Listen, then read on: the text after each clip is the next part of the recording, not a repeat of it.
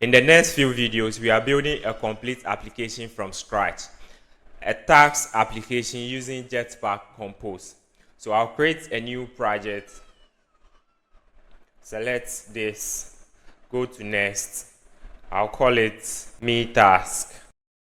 Click on finish. So this is the application we are coming to build.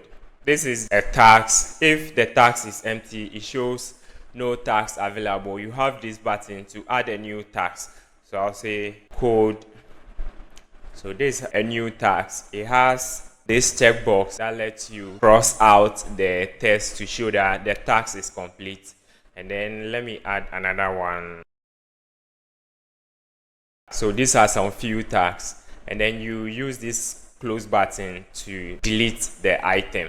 So this task actually covers all the basic tasks that every application does, which is the CRUD operation. So every application performs this basic task of creating data, reading the data, updating the data, and then deleting the data. These are the basic stuff every application does. So this task actually covers everything.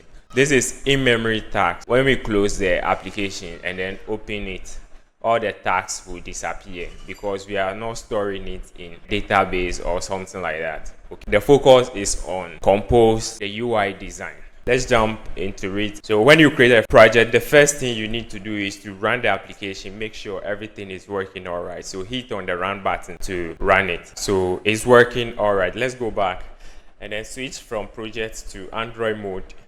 So let's start with the main screen UI. So first thing, we create a new file called home screen. So create a composable, call it home screen.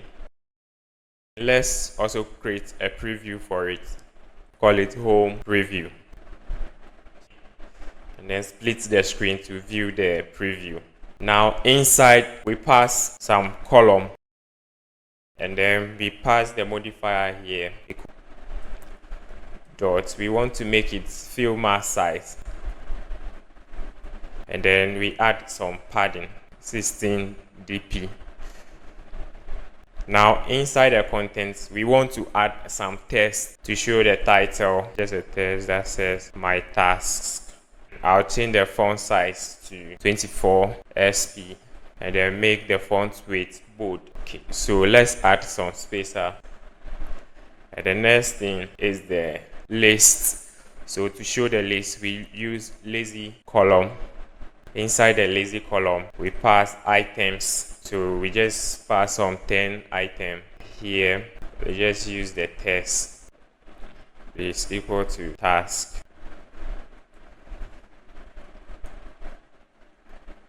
Okay, so we see some few tasks, and then now we add a spacer here and then add a button. And this is the button we'll click to add a new item to it.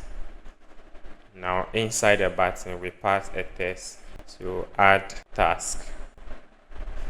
Now our main UI is ready. In the next video we'll make it more dynamic using state. Like the video, subscribe to the channel. Thank you.